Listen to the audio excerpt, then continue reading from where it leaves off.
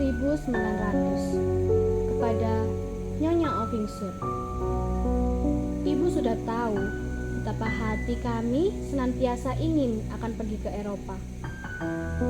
Tadinya sudah kami padakan akan belajar di sini saja, karena Eropa tiada akan tercapai oleh kami. Tahun yang lalu sedianya kami sudah berbesar hati benar akan pergi ke Betawi. Sungguh pun ketika itu angan-angan kami masih melayang-layang ke Eropa jua. Kami hendak memohonkan kepada pemerintah Hindia mengirimkan kami ke negeri Eropa dengan belanja negeri.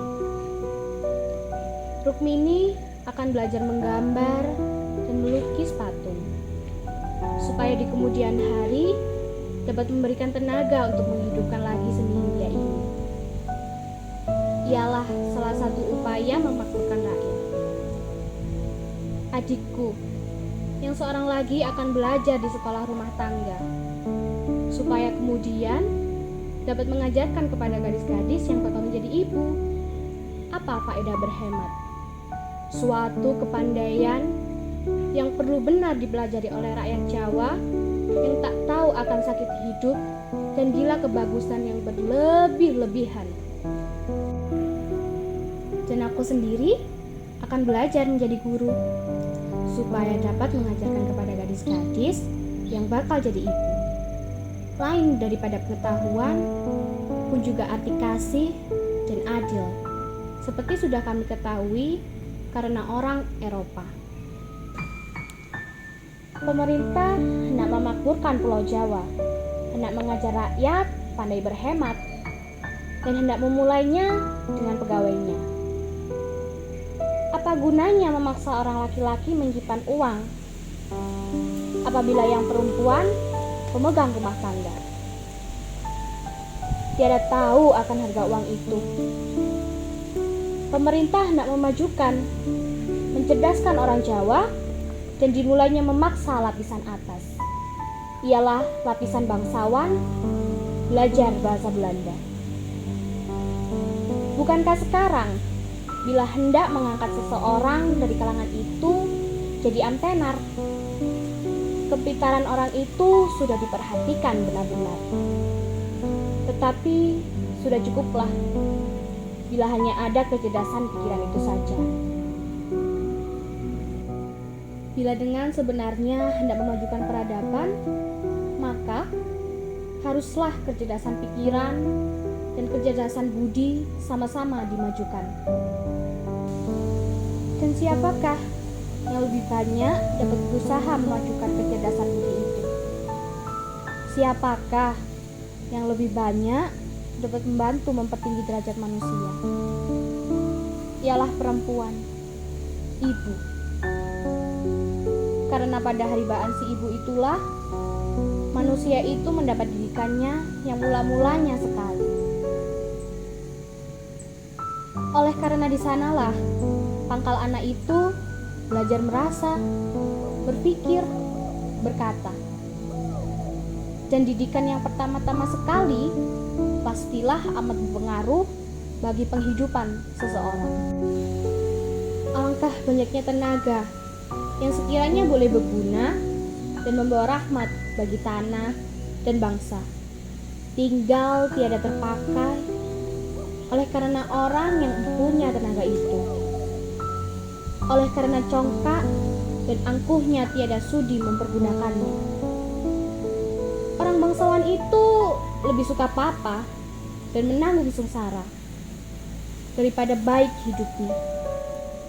Tetapi harus bekerja tiada payung keemasan melindungi kepalanya yang bangsawan itu. Segala barang yang tiada dilindungi oleh barang yang sangat diinginkannya itu, yang tidak ditujungi payung keemasan, hinalah bagi bangsawan itu. Sementara waktu ini, alangan yang terutama harus kami hilangkan ialah alangan yang ada di rumah kami sendiri. Dan kami pun akan merasa girang, sekirang-girangnya jika mendapat izin dari Bapak. Alangkah pedihnya Sedihnya rasa hatiku, sangat sengsaranya menjadi seorang anak gadis Jawa. Sedangkan dia berperasaan halus. Ibu bapakku, kasihan nasib celaka manakah yang memberikan kami ini kepadanya menjadi anaknya. Kami hendak mencari perhubungan dengan laki-laki kaum kami yang terpelajar dan berhaluan kemajuan. Hendak mencoba bersahabat dengan dia, lagi pula akan mencoba mendapat bantuannya. Bukanlah laki-laki yang hendak kami rawani, melainkan pendapat kolot dan adat usang yang tiada gunanya lagi bagi tanah Jawa kami di masa yang akan datang. Ialah masa Jawa baru yang beberapa orang serta dengan kami jadi penebas jalannya. Dari dahulu-dahulu, di kalangan mana jua pun, perintis jalan kemajuan itu menanggung sengsara. Hal itu kami ketahui. Senangnya rasa hati jika ada bercita-cita, ada tujuan hidup. Tetapi sekarang ini belum boleh kami berhubungan dengan laki-laki bangsa kami yang muda-muda. Dengan segera saja kami yang muda-muda, dengan segera saja kami akan dituduh orang berbuat sumbang. Menurut pendapat orang sekali-kali, tidak selayaknya perempuan yang belum bersuami sahabat dengan laki-laki, baik yang sudah kawin maupun yang belum. Nanti, bila sudah kami peroleh kebebasan kami, barulah dapat kami bekerja. Kami ada tahu bahwa memang ada juga laki-laki yang menghargai perempuan yang beradab dan berpikiran.